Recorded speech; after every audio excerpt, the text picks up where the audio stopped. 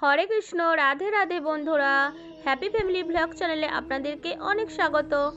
বন্ধুরা, আমাদের সাথে অনেক সময় এরকম হয় যে আমরা ভগবানকে ডাকতে ডাকতে অনেক সময় কান্না করে ফেলি এবং আমাদের চোখ থেকে ভগবানের ভালোবাসায় ও ভক্তিতে জল ঝরতে থাকে। ভগবানের ভক্তিতে চোখের জল ঝরাকে শাস্ত্রে ভগবানের প্রতি ভক্তের ভালোবাসার একটি অত্যন্ত উচ্চ অবস্থা ধরা হয়েছে এবং কোনো ভক্তের যদি ভগবানকে ডাকতে ডাকতে চোখ দিয়ে জল বের হয় তাহলে এর দ্বারা সেই ভক্তের জীবনে কি কি পরিবর্তন আসে এবং সেই ভক্তের সাথে কি কি হয় সেটাও শাস্ত্রে উল্লেখিত আছে। তাই আজকের ভিডিওটি তাদের জন্য অত্যন্ত গুরুত্বপূর্ণ যাদের ভগবানকে ডাকতে ডাকতে চোখ থেকে জল বেরিয়ে আসে। তাই অবশ্যই আজকের এই ভিডিওটি মনোযোগ সহকারে শেষ পর্যন্ত দেখুন এবং আপনারা যারা এই চ্যানেলে নতুন তারা অবশ্যই চ্যানেলটিকে সাবস্ক্রাইব করুন এবং বেল বাটনে প্রেস করুন এরকম আরও অনেক নতুন ভিডিও দেখার জন্য। ভিডিওটি দেখে যদি ভালো লাগে তাহলে অবশ্যই একটি লাইক করবেন এবং সবাইকে শেয়ার করবেন যাতে তারাও ভিডিওটি দেখে উপকৃত হয় এবং কমেন্টে রাধে রাধে বা হরে কৃষ্ণ লিখতে কিন্তু একদমই ভুলবেন না। আর কার কার পুজো করতে বসলে এমনটি হয় অর্থাৎ কার কার চোখে জল চলে আসে অবশ্যই কিন্তু জানাতে ভুলবেন না।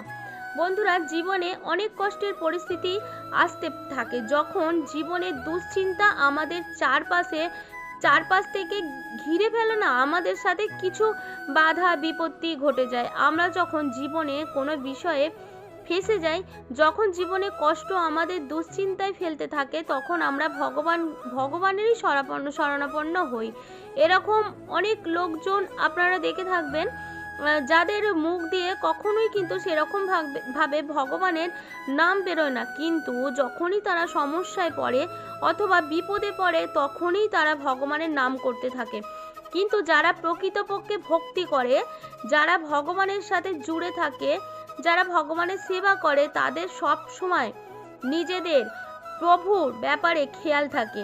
তারা সব সময় নিজেদের ইষ্ট দেবতার খেয়াল রাখে। তাই এরকম সময়ে যখনই আপনারা কোনো সমস্যায় পড়বেন তখন আপনারা ভগবানের থেকে নিজেদের কষ্ট নিবারণ করার উপায় জানতে চান এবং নিজেদের সমস্ত সমস্যার সমাধান জানতে চান, তখন আপনারা ভগবানের কাছে প্রার্থনা করেন যে হে প্রভু, আমাদের এই কষ্ট থেকে মুক্তি দিন।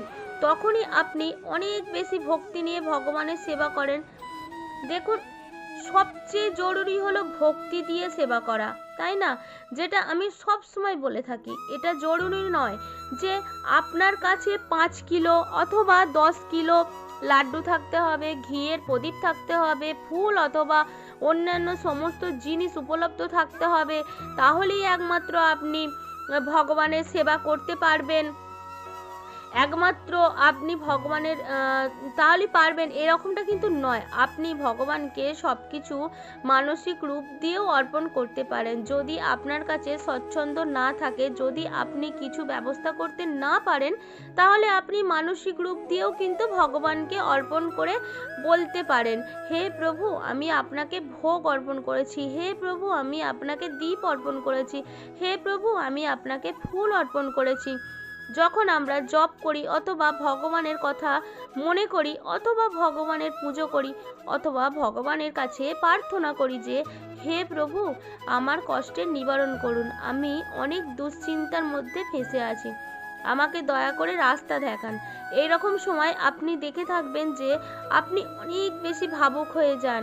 কখনো কখনো আপনি আপনার কষ্ট দুশ্চিন্তার কারণ ভগবানকে না বলেই শুধু ভগবানকে দেখতে দেখতেই ভাবুক হয়ে যান। কখনো কখনো আপনার চোখ দিয়ে জল বেরিয়ে আসে, কখনো তো আপনার খুব কেঁদে নেওয়ারও ইচ্ছা হয় ভগবানের সামনে, কিন্তু পরিবার ও আপনার আশেপাশের লোকজনের উপস্থিতির কারণে আপনি আপনার ভাবনাগুলোকে অত ভালোভাবে ব্যক্ত করতে পারেন না। কিন্তু যখন আপনি দেখেন যে কেউ আপনাকে দেখছে না, আপনি একদম একা আছেন, তখন আপনি ভগবানের সামনে কেঁদেও নেন, তাই না?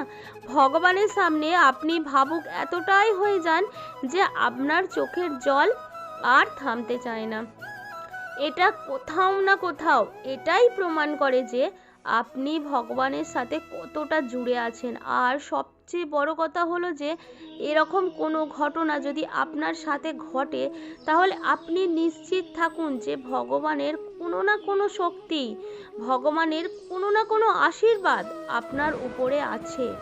এমনকি ভগবান যদি স্বয়ংও সেখানে উপস্থিত থাকে, তাহলে সেটাও কোনো কিন্তু অবাক কাণ্ড হবে না। কারণ যখন আপনি ভাবুক হন, যখন আপনার চোখ দিয়ে জল বেরোতে থাকে, তখন আপনি এটা বুঝে নেবেন যে আপনার আত্মা ভগবানের সাথে জুড়তে শুরু করেছে অথবা জুড়ে গেছে। তখনই একমাত্র মানুষ ভাবুক হতে পারে। আর ভগবানের সামনে মনোকামনা ওই সময় যে ব্যক্তি বলতে পারে, তার জীবনের সমস্ত দুশ্চিন্তা শেষ হয়ে যায়। কখনো ভগবানের কাছে এটা বলবেন না যে আমাকে টাকা পয়সা দিয়ে দাও, বা এটা দিয়ে দাও, ওটা দিয়ে দাও। আপনি তাকে শুধু রাস্তা দেখাতে বলবেন। আপনি শুধু তাকে এটাই বলুন যে হে প্রভু, আমাকে রাস্তা দেখিয়ে দাও। হে প্রভু, আমাকে সমস্যা থেকে বেরোনোর পথ বলে দাও। যখন আপনি ভগবানের থেকে রাস্তা দেখতে চাইবেন, তখন আপনার সমস্যা নিজে থেকে শেষ হতে শুরু করবে। কারণ ভগবান আপনাকে রাস্তা দেখিয়ে দেবেন যে কিভাবে আপনি এই সমস্যা থেকে বের হতে পারবেন। দেখুন, জীবনে কখনো এইরকম হতে পারে না যে আপনার জীবনে কোনো সমস্যাই আসে না। সকলের জীবনেই সমস্যা আসে, সকলের জীবনে দুশ্চিন্তা থাকে, আর প্রত্যেকে এই সমস্যা থেকে বেরিয়ে গিয়েও নিজের জীবন কাটায়। কিন্তু যে ভগবানের সেবা করে, ভগবানের শরণাপন্ন হয়, ভগবানের নামে মন্ত্র জপ করে, ভগবানকে মন দিয়ে ডাকে, তাদের ভগবান কিন্তু আশীর্বাদ দেন এবং আশীর্বাদ স্বরূপ তাদের সমস্ত সমস্যার সমাধান করে দেন।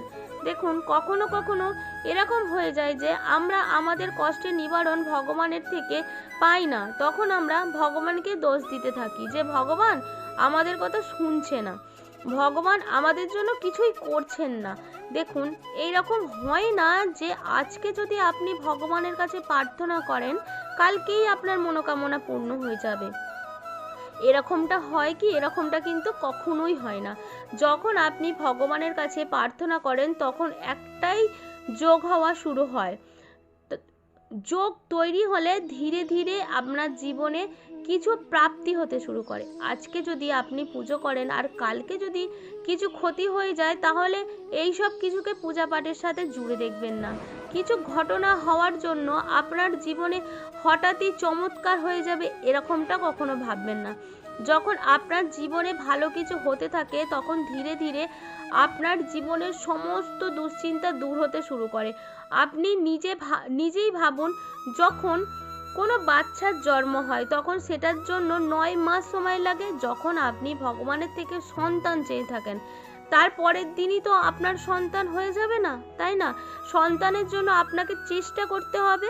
সন্তান আপনার জীবনে আসবে ঠিকই, কিন্তু তার জন্য সময় লাগবে। আপনি যদি এরকমটা ভাবেন যে আমার তো সন্তানের জন্য আমরা তো প্রার্থনা করেছিলাম, কিন্তু 1 সপ্তাহের মধ্যে সন্তান পেলাম না, তার মানে ভগবান আমাদের কথা শুনছে না, এরকমটা কখনই হয় কি? কখনই হয় না। যখনই আপনি ভগবানের সামনে হাত জোড় করেন এবং ভগবানের সামনে ভাবুক হন, তখনই আপনি ভগবানের সাথে জুড়ে যান। এবং সেই সময় যদি আপনি ভগবানকে কিছু বলে থাকেন, তাহলে ভগবান আপনার কথা অবশ্যই শোনে। আর যদি আপনার মনে সত্যিকারের শ্রদ্ধা ভক্তি থাকে, আপনি যদি সব সময় ভগবানের সাথে জুড়ে থাকেন এবং সব সময় ভগবানের সেবা করতে থাকেন, তাহলে ভগবান আপনার কথা শুনবেন এবং আপনার সমস্ত সমস্যার সমাধান করে দেবেন।